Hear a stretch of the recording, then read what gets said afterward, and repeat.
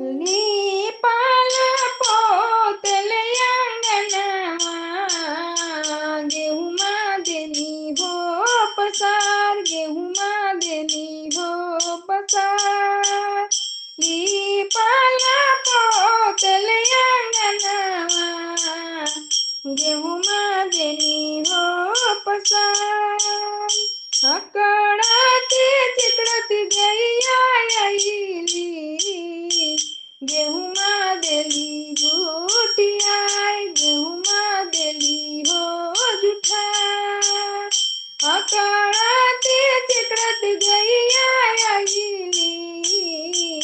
गेहूं